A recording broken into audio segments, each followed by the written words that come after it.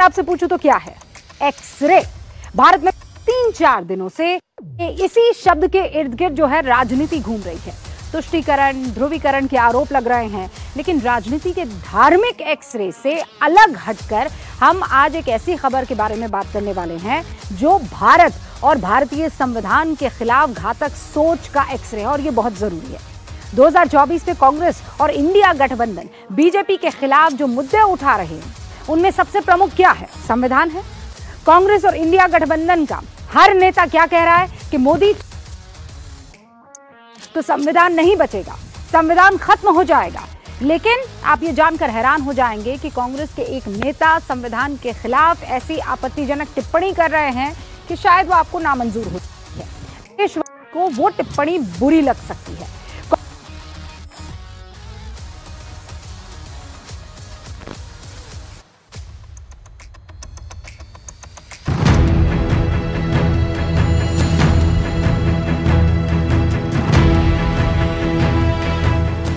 गोवा में कांग्रेस उम्मीदवार के आपत्तिजनक बयान पर हमले तेज हो गए हैं। प्रधानमंत्री मोदी ने इसे संविधान का अपमान बताया है और कहा है कि कांग्रेस उम्मीदवार का ये बयान संविधान के साथ छेड़छाड़ है।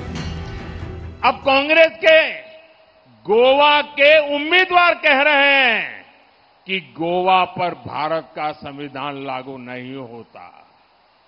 वो साफ साफ कह रहे हैं कि गोवा पर देश का संविधान थोपा गया, और उन्होंने ये बातें कांग्रेस के साहबजादे को बताई है।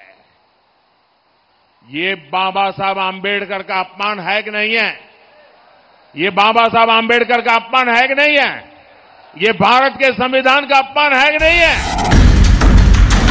सियासत शुरू हुई दक्षिण गोवा के कांग्रेस उम्मीदवार विरिएटो फर्नांडिस के उस बयान के बाद जिसमें उन्होंने गोवा में न सिर्फ दोहरी नागरिकता की मांग की, बल्कि ये भी कहा कि गोवा के लोगों पर भारत का संविधान जबरन थोपा गया। We demanded dual citizenship for the citizens of Goa. आणि त्यांना त्याने विचारले, is it constitutional? आम्ही म्हणे no. तो म्हणपाला होते no discussion. I said sorry. I said sir, please listen. Constitution was implemented on 26 January 1950. We were not part of India. आणि जेव्हा 1961 आम्ही लिबरेट झाले ते कॉन्स्टिट्यूशन पण तुम्ही पास केले, जाका आमका तुम्ही इन्क्लूड करू ना, ते हाडून आमचे तकलेर मारले। बयान आते ही बीजेपी ने इस पर आपत्ति जताई। गोवा के मुख्यमंत्री प्रमोद सावंत ने सोशल मीडिया पर पोस्ट करते हुए कांग्रेस की सोच को लोकतंत्र के लिए खतरा बताया। ऐसा नहीं है कि ये पहली बार हुआ है, इससे पहले भी राहुल गांधी कई बार राष्ट्र और राज्यों के संघ की बात का जिक्र करते रहे हैं।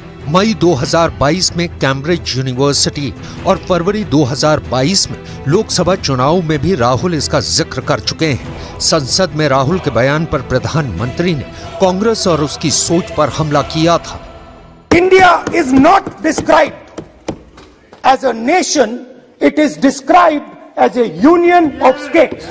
सत्याग्रहों पर गोलियां चल रही थी, विदेशी सल्तनत गोलियां चला रही थी, हिंदुस्तान का हिस्सा, हिंदुस्तान के मेरे भाई बहन, उन पर गोलियां चल रही थी।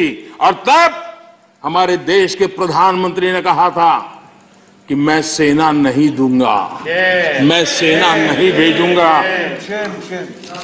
सत्याग्रहियों की मदद करने से उन्होंने इनकार कर दिया था। ये गोवा के साथ कांग्रेस ने किया हुआ जुल्म है, और गोवा को 15 साल ज्यादा गुलामी के जंजीरों में जकड़ के रखा गया, और गोवा के अनेक वीर पुत्रों को बलिदान देना पड़ा, लाठी गोलियों से जिंदगी को बसर करनी पड़ी, ये हाल पैदा किए थे। कांग्रेस पर राज्यों में अलगाव को लेकर कई आरोप लगते रहे हैं। इसमें उत्तर दक्षिण लड़ाई भी शामिल है। कांग्रेस नेता पी चिदम्बरम के बेटे कार्ति चिदम्बरम भी ऐसे कई बयान दे चुके हैं। देखिए, कांग्रेस के नेता विरिएटो फर्नांडिस कहते हैं कि गोवा को आजादी 1961 में मिली, जबकि भारत का संविधान 26 जनवरी 1950 से लगा हुआ है या लागू हुआ है। इसीलिए उन्हें लगता है कि गोवा पर भारत का संविधान थोपा गया है। यानी कांग्रेस ने एक बयान देकर खुद अपने लिए राजनीतिक मुसीबत को न्योता दे दिया है। अब सवाल यह है कि अगर भारत को आजादी 1947 में तो गोवा 14 साल बाद, और या फिर ये कहिए 14 साल बाद तक गुलाम क्यों रहा? बड़ा सवाल नहीं है। इतिहासकारों का एक वर्ग है जो कांग्रेस विरोधी है, वो ये कहते हैं कि उस वक्त की सरकार, पंडित जवाहरलाल नेहरू इसके लिए जिम्मेदार हैं। वो ये मानते हैं क्योंकि गोवा में पूर्ण स्वराज की मांग के लिए 1946 में एक बड़ा आंदोलन हुआ था, लेकिन आजादी के कई वर्ष तक नेहरू गोवा की आजादी के लिए सैन्य अभियान के पक्ष में नहीं थे। आरोप यह है कि उन्होंने ऐसा इसलिए किया क्योंकि वो अपनी एक इमेज जो थी उसे बनाए रखना चाहते थे, उसे बचाए रखना चाहते थे, शांतिपूर्ण इमेज। 1955 के आसपास गोवा में सत्याग्रह शुरू हो गया। पुर्तगाल गोवा के कब्जे को बचाने के लिए हिंसा पर आ गया था, फिर भी नेहरू सैन्य कार्रवाई के खिलाफ रहे। इसके उलट नेहरू ने यह बयान दिया कि गोवा को जबरदस्ती भारत में शामिल